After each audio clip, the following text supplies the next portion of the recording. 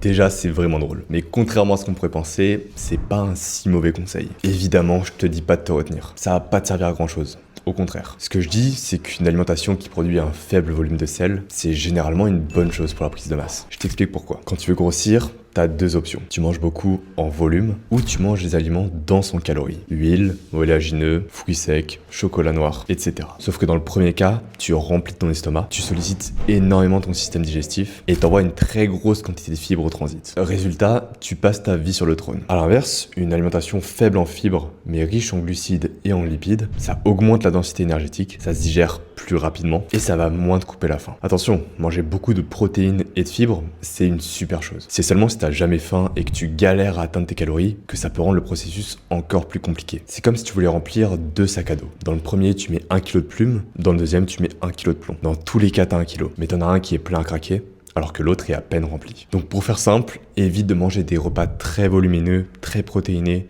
et très riches en fibres si tu sais que tu dois remanger dans pas longtemps. Et pour aller plus loin, je t'ai préparé un guide avec 25 techniques pour manger plus. Augmenter la densité calorique, c'est que une de ces techniques. Pour découvrir les autres, commande guide et je te l'envoie.